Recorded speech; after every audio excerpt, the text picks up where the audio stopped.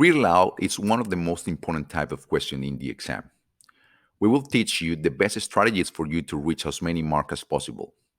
In previous lessons, we highlight the importance for you to understand and practice with our artificial intelligence software. Now that you need to get the advantage of these points. The first thing that you need to know is that read aloud will be the first type of question that you will need to answer. And in some cases, people will be very nervous, which has a risk for errors, and that will be the major disadvantage. However, if you follow our guidance, you will be okay. How is going to be present this question? Well, the screen will show you a paragraph, and for 40 seconds, you will need to read it aloud. Please do not read in your mind. It is very important for you to read it before your answer is taking place. That will help you to practice your pronunciation, clarity, and find a quick strategy if you cannot verbalize a word in the text. This question evaluates your ability to read and speak in a correct way. You will need to express with a special emphasis on pronunciation and correct reading parameters. Remember, this is one of the most important questions in the exam. Now they will evaluate you in two bands, reading and speaking. You will need to answer 6 to 7 questions, and the average time will be between 20 to 25 seconds stops. The time to answer after the computer signal will be 40 seconds. However, you don't need to take all the time. The paragraph will not be that long. Just make sure that you have practiced before the computer sounds for you to answer and follow our instructions in this video in particular. Let's talk about the impact. In reading band, it will be 22 marks over 90, and in speaking will be 26 marks over 90 as well. The total marks for the exam is 360, but in this band will be 48 marks. I want you to be aware of the following things. Even when read aloud is not a very complex type of questions, there are very sensitive strategies to guarantee the maximum score, so you need to be very careful. Now, the first thing that you need to understand is how you get or lose marks. And on the other hand, the secondary marks are a very important part of that result. These ones will focus on oral fluency and pronunciation, and for both of those will be 34 secondary marks that are really part of the final calculation. Do not forget the skill bands, the type of question for each band, and the marks participation. In this image, I want you to spend at least 15 seconds understanding why and memorize it. You can see and study the enabling marks as well.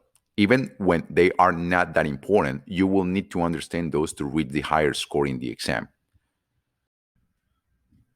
For this lesson, we are only going to talk about oral fluency and pronunciation. Oral fluency is the ability to pronounce a logical and coherent speech. Here you also will hear about the speed and the ability for you to go fast. But the guidance from us is that you need to be able to pronounce a minimum of 3 words per second. As we mentioned it, the oral fluency has 34 marks. It is 33% of fluency now that read aloud is the question with the most amount of text in the reading band. It is mainly evaluated for the exam software that will take under consideration the 3 words per second rule. Part of the challenge is for you to go from 3 words per second to 4 or 5, and the result will be a better one. Now, in oral fluency, you need to be aware as well of the hesitation, like It will take marks away from your result. And if you're startled or repeat the word twice, it will be the same.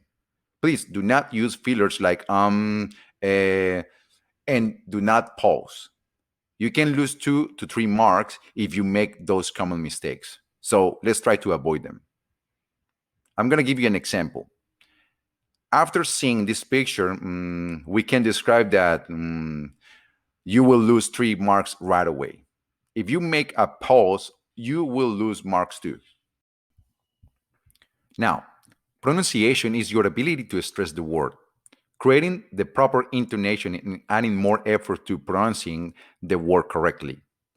It is more complicated now that most of the people who are taking the exam are not native English speakers. However, the important part here is that sound is articulated. Then we stress in the word and they are proper to do it. Remember, the pronunciation is done by sound waves and have a frequency with a certain length. When we do the certain intonation and we do the effort, the software will catch how similar the sound wave is to the template that they have. And if it is close enough, you will have the marks with no problem at all. This means if you need to pronounce chocolate with an accent in the O, it sounds different from others. Now, the sound wave will be focused on that part of the word. One more thing to have under consideration is the intensity of the voice.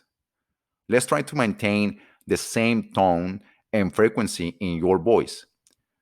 Not too low or not too high. The microphone could create a distortion and the PTE exam software will take it as an error. Therefore, you will lose marks. The accent is not relevant, now that the software was created exactly based on that. You just need to speak clearly and practice with genius. Thank you.